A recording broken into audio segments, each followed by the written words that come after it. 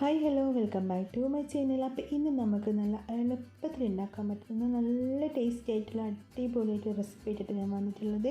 നമുക്ക് ബ്രേക്ക്ഫാസ്റ്റ് ആയിട്ടും ഡിന്നറായിട്ടും ഈവനിങ് സ്നാക്കൊക്കെ ആയിട്ട് കഴിക്കാൻ വേണ്ടി പറ്റും. നമുക്ക് ലഞ്ച് ബോക്സിൽ കുട്ടിയൊക്കെ കൊടുക്കാം.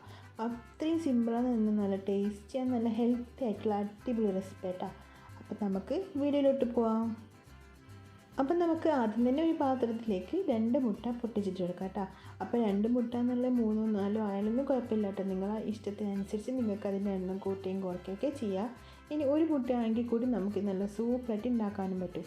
ഇനി നമുക്ക് ഇതിലേക്ക് ഒരു സവാളയുടെ ചെറിയൊരു പീസ്, ഒരു 1/4 ഭാഗത്തോളം നമുക്കിതിലേക്ക് ചെറിയ പീസാക്കിയിട്ട് കട്ട് ചെയ്തിട്ട് കൊടുക്കാം. 2 3 പച്ചമുളക് ഇട്ട് കൊടുക്കാം, ചെറുതായിട്ട് കട്ട് ചെയ്തിട്ട്. ഇനി നമുക്കൊരു തക്കാളിയുടെ ചെറിയൊരു പീസ്, നമ്മൾ സവാള ഇട്ട പോലെ തന്നെ തക്കാളിയുടെ ചെറിയ പീസ് ഇട്ട് കൊടുക്കുക. കുറച്ച് മല്ലിയിലയും ആവശ്യത്തിന് ഉപ്പും കൂടി ഇട്ട് കൊടുത്തിട്ട് നന്നായിട്ട് ഒന്ന് മിക്സ് ചെയ്തിട്ടെടുക്കുക. അപ്പോൾ ഈ ഒരു സമയത്ത് നമുക്ക് വേണമെന്നുണ്ടെങ്കിൽ ഇതിലേക്ക് കുറച്ച് കുരുമുളക് കൂടി ഇട്ട് കൊടുക്കാം കേട്ടോ. അതിനൊന്നും കുഴപ്പമൊന്നുമില്ല. ഇനി നന്നായിട്ട് മിക്സ് ചെയ്തിട്ടെടുക്കാം. ഇപ്പോൾ ഇത് നമ്മൾ മുട്ടയൊക്കെ നന്നായിട്ട് മിക്സ് ചെയ്ത് വെച്ചിട്ടുണ്ട് കേട്ടോ. ഇനി നമുക്ക് ദോശക്കാലൊരു പാൻ ഉണ്ട്, അത് വെച്ചെടുത്തിട്ട് അതിലേക്ക് കുറച്ച് ഓയിൽ ഒഴിച്ചെടുക്കാം. അപ്പോൾ അതൊന്ന് ചൂടായി വരുന്ന സമയത്ത് നമുക്കിതിലേക്ക് നമ്മൾ മുട്ടയെ മിക്സ് ചെയ്ത് വെച്ചിട്ടുള്ളത് ഇതിൽ ഒഴിച്ചു കൊടുക്കാം. ഇനി നമുക്കിതൊന്ന് ഇതുപോലെ എല്ലാ ഭാഗത്തേക്കും ഒന്നാക്കി കൊടുക്കാം. അതിനുശേഷം നമുക്കിതിൻ്റെ മുകളിലേക്ക് കുറച്ച് റെഡ് ചില്ലി ഫ്ലെക്സ് ഉണ്ടല്ലോ, അതും കൂടി ഇട്ട് കൊടുക്കാം കേട്ടോ.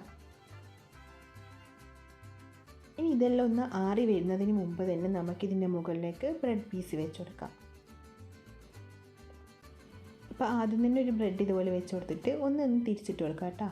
ഇനി നമുക്കിതൊരു സൈഡിലേക്ക് ആക്കി കൊടുക്കാം. ഇനി മറ്റേ ഭാഗത്തും ഇതുപോലെ തന്നെ നമുക്കൊരു ബ്രെഡ് വെച്ച് കൊടുക്കാം.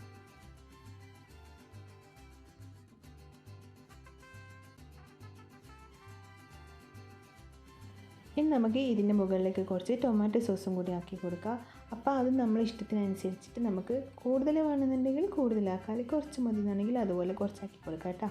ഇപ്പം നമ്മൾ അടിപൊളി റെസിപ്പി ഇവിടെ റെഡി ആയിട്ടുണ്ട്. അപ്പോൾ നിങ്ങളെല്ലാവരും ട്രൈ ചെയ്ത് നോക്കുക. ഇഷ്ടപ്പെടില്ലേക്കാണ് സബ്സ്ക്രൈബ് ചെയ്യാനും ഷെയർ ചെയ്യാനും കമൻറ്റ് ചെയ്യാനും ഒന്നും മറക്കരുത്. അപ്പോൾ നമുക്ക് മറ്റൊരു പിന്നെ കാണാം. Bye, thank U.